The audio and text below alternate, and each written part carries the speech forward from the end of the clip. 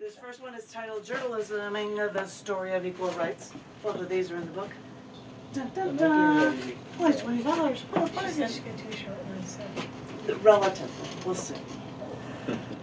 I don't know how to rate short when I'm talking about trying to get these issues out, right?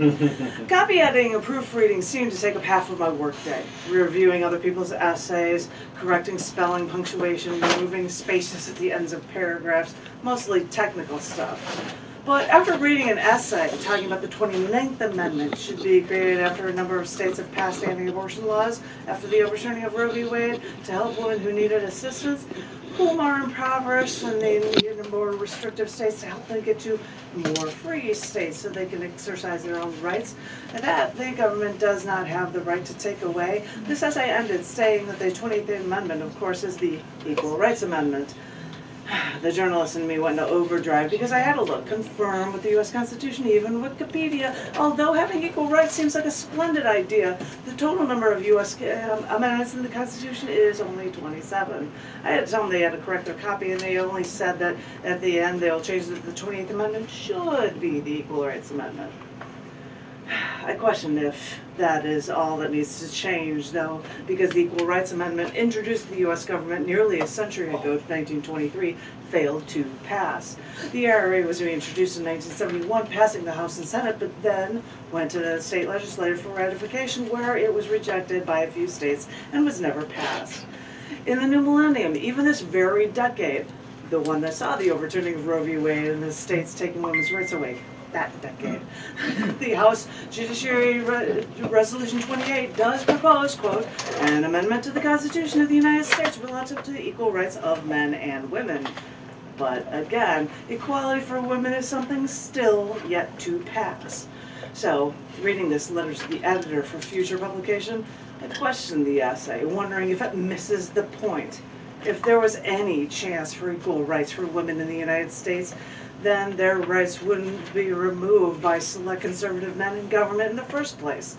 If anyone ever truly wanted to codify equality for women, it would have been done long ago, and we wouldn't be in this pit mankind has thrown us into now as we furiously claw our way back to the light.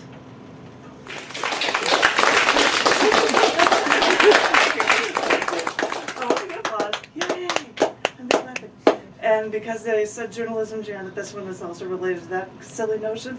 It's titled Kerning, Ballots, and Women's Rights. Graphic artists with typesetting is one of our begrudgingly used tools. Don't expect to hear their jargon during women's rights court battles, but it's beginning to look a lot like Republicans will use any measure to stop women and all the people from fighting for their stolen rights. Here's the scoop. Approaching 750,000 people signed an abortion rights petition for a vote but, however, word spacing, a term that we graphic artists and typographers call kerning, is now the sticking point Republicans claim as the reason for this crucial issue, why it can't be on the ballot. Really? Word spacing. That's the reason that you anti-abortion, anti-women's rights Republicans use. I mean, there is not enough liquor to drink that would make me believe that this is your true excuse. It's beginning to sound a lot like desperation on your part to stop your unfair edicts from being questioned by rationality. For it's beginning to feel a lot like tyranny when a select few make what they call laws to restrict the world, and we're supposed to just take it with no questions asked. Are we a dictatorship?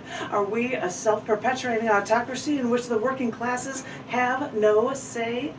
Well, the state of Michigan may be shrugging off the will of the people, but battles pushed this to court. Emergency complaints were filed with the state Supreme Court. If type was unreadable, then why did so many read and sign the petition? Courts believed, and on the exact day I scribed these words, that yes, the words were there, and they could be read by all who had the right to vote.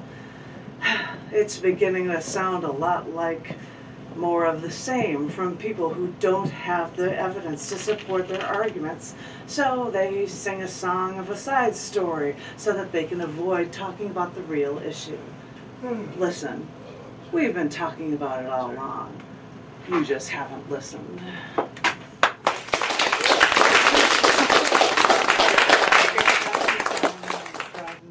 Thank you. And thank you to Vito. And give it up for Vito and Dave. Thanks for coming.